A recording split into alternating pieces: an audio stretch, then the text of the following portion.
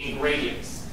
A lot of terrorism, especially, the people who've been around for a long time blowing stuff up, as our friend articulated at the beginning of this discussion, a lot of the time it's about some kind of nationalism, and don't discount nationalistic terrorism because it's still alive and very happy. If a terrorist can be happy, I suppose they are really blowing things up. Or seeing things blown up. But you also have sort of state-sponsored terrorism, which may or may not be nationalistic. The issue of terrorism in the West Bank, in Israel, in that part of the Middle East is a complicated one because you've got groups like Hamas, who were born, Hezbollah, who were essentially born out of the 1979 revolution, and who had a lot of grandiose rhetoric and are funded from Iran, via Damascus, that is the capital of Syria, via Syria, but who operate in some methodologies as effectively a second government that runs schools, that runs hospitals, and have effectively a standing army, which recently inflicted a serious propaganda defeat upon the Iranians when it was defense forces. So, not exactly the most straightforward terrorist or exactly that, given that rhetoric about Islam is a lot of their operations are really political and sort of nationalistic in how they operate.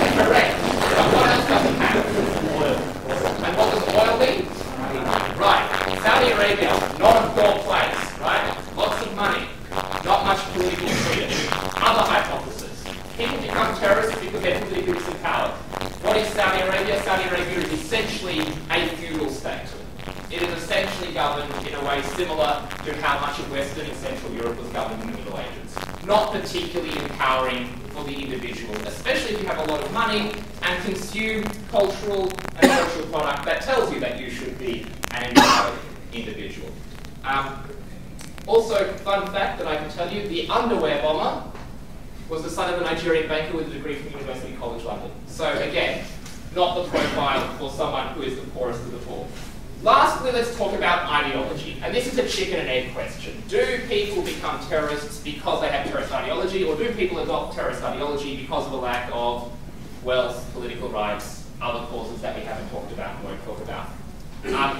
That's something that you've got to figure out. But let's just very briefly talk about what that ideology might be. Specifically the topic of religion and religious profiling. I'm aware that time is an issue here, so we'll try to get through this. Who can tell me a little bit about the theological schools and perspectives that are used to support terrorism today? We're talking about the M word or the I word. Islam, Muslims, the elephant in the room. No? Okay. Fun fact. Saudi Arabia, who is the US's best friend in the Middle East, and the cause for why, before most of us had never heard of Osama bin Laden, he was blowing up embassies in East Africa and attacking the USS Cole in the Gulf of Aden by running a rubber ducky full of explosives into its bow. The reason why he was so upset was because Saudi Arabia is one of the closest allies the US has in the Middle East. There are US forces stationed in what is the Holy Land for Muslims. Also, the House of Saud has strong links to a particular school of Islamic theology called Wahhabism or Salafism. I can't remember the distinction, but for the purposes of our discussion, you should look this up because it is, an important hair splitting distinction. Does someone know? Yeah, Wahhabis. Yeah, Wahhabis. They're Sunnis. Yeah. No, they're basically religious. They're about purification. They're kind of like a.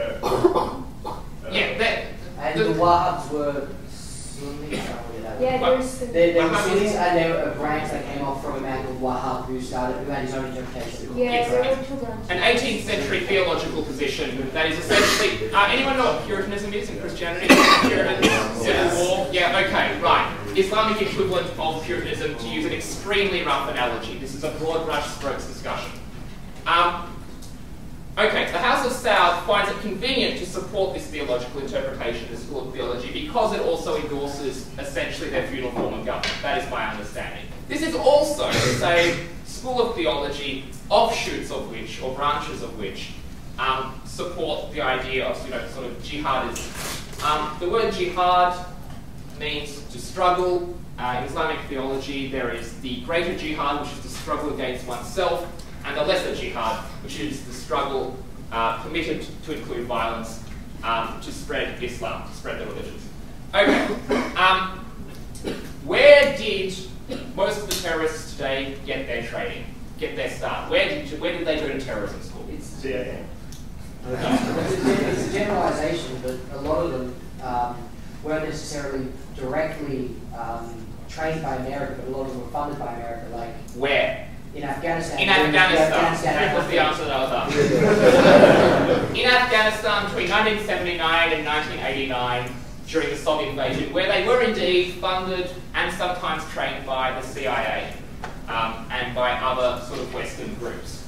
And that's where we're going to talk not about state-sponsored terrorism, but about the links between terrorism and other forms of global instability and security. Where are the new terrorist training schools? One of them is still Afghanistan.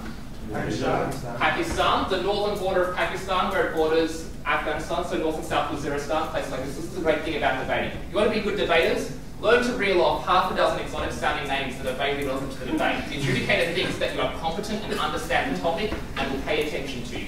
True fact. Okay. What about Somalia? There are pirates in Somalia. But there is also Al-Shabaab, the Boys, a fundamentalist Islamic terrorist group from whom the men who tried to attack the Australian Army barracks in Sydney got their fatwa, got their religious okay, right?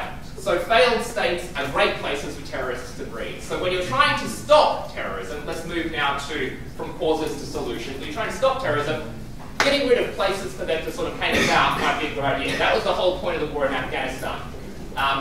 Then things changed. Then we went to Iraq, which was a terrible idea for all sorts of military and legal reasons and other reasons. We won't go there. Anyway, that was the original point of the war in Afghanistan and the original justification for that war. How long do I have? Another 15 minutes or so. Oh, fine. For you.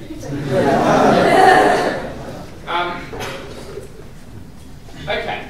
Solving terrorism. There is apparently, I learned this reading to talk to you, there used to be a distinction between anti-terrorism and counter-terrorism. Anti-terrorism were the legal mechanisms by which one would deal with terrorist situations. Counter-terrorism basically involved embracing the tactics of terrorism and using against terrorists. For example, assassination, random reprisals, perhaps torture and extraordinary rendition, that sort of thing. Certainly the similarities between extraordinary rendition and kidnapping are not all that small.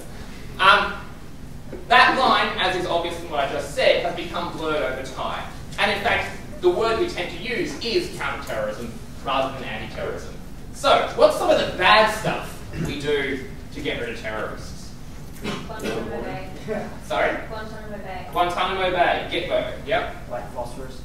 White phosphorus is different. White phosphorus, well, I was talking about white phosphorus in the norm. Let's not go into detail. Attacking and stopping aid. Okay, so cutting off aid, that might not be a bad idea, but let's concentrate on the really pretty stuff we're going to talk about today. We're going to talk about torture, we're going to talk about due process and other deprivation of other civil liberties, we're going to talk about black ops, predator drones, all that really exciting stuff. Yeah. Always nodding, he knows what I'm talking about. as well. Okay.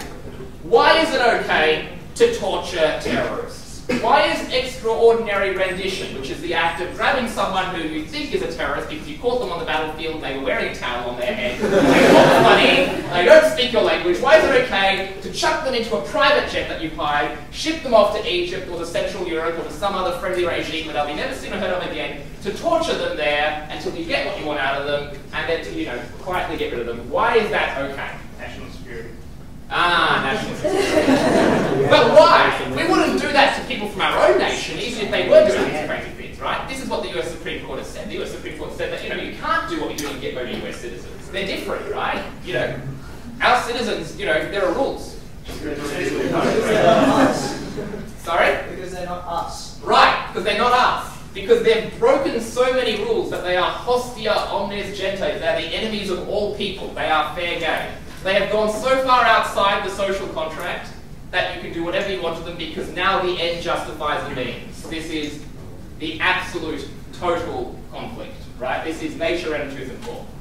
That's the basic position that you're advocating. If you're in a debate and you're arguing for torture, you're saying, look, there's a line. We know there's a line, and we try not to cross the line. But when the other person crosses the line first, they then become fair game, right?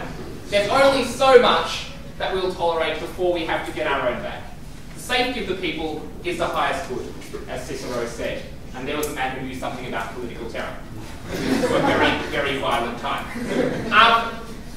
Okay, what's the other side? Why is torture never okay? Why are the deprivations of due process that you see under things like the Patriot Act in the US and the ASIO Act in Australia never okay? Basic human rights. Okay. Even if it's outside of human rights, even torturing someone to get information out of them, eventually they'll agree to whatever you tell them to agree. Okay. Torture doesn't work. Go look it up. It's an interesting argument. Does torture actually work? I take no responsibility for whatever scarring images you will see in the course of that. The destruction of the institutions you're attempting to protect. Right. The terrorists have won. If you deny them due process, if you deny them human rights, if you deny them the right to their choice of legal counsel or whatever else, the terrorists have won. That's the other person in this debate, right? So if the first person, you know, if you're Donald Rumsfeld, if the person that you are when you're thinking about white gentrification is Donald Rumsfeld, you know, stuff happens, freedom's messy, we can do whatever we want. The other person you're thinking about is someone like Philippe Sands, or Jeffrey Robertson, or any other of those wanky left-wing human rights QCs that hang around in London, right? You're the kind of person who says, nah, like, there are, you know, you just simply don't do these things, and that is what we're about. Now, that's all great if you're a debater, right? Extreme positions are fun if you're a debater. You can hold extreme positions when you're debating. But it doesn't really work in the real world. That's why governments are constantly trying to find out where the right point for the line to be is. Governments, on the one hand, know that fundamental rights are important and that, you know, the democratic way of life, to use a horrible cliche, is important. But on the other hand, they know that the people that they govern on behalf of, for, etc., really don't want to be frightened, want to fly on planes safely. So there's a constant shifting of the line. Let's talk about privacy. What are some of the issues that you can think about when talking about terrorism and privacy and security? Body scans. Okay, what else? Phone tapping. Phone tapping, internet tapping, any form of electronic surveillance. Profiling? Profiling, yep. Probably less, strictly speaking, a privacy issue as much as, you know, everyone can see what I look like. Do I look like a terrorist? Yes. Good. Yep. Trying to break down people's privacy to the point to find out whether they're terrorists or not. Okay, so when are you allowed to start invading someone's privacy? Can the state just go after everyone all of the time? What level of suspicion is required? Anyone know the current Australian legal position? No? You've got to go get a warrant. Obviously, the other person doesn't have to be there to know that their phone's getting tapped or they're going to be surveilled or whatever. But you have to show a reasonable suspicion, right? That's what you've got to do. Lawyers love reasonable. We've forgotten something. CCTV. This is a good one. Why does Britain have the most CCTV cameras anywhere in the world? When did Britain start installing all of those lovely cameras that Banksy loves and makes fun of in London? IRA. Right. The IRA. The British have been living with terrorism for quite a while. security cameras began to be installed in order to look at the number plates of trucks coming into London to try to figure out whether or not they were trucks that had been stolen and therefore were likely to be car bombs. That's how it all began. Now, of course,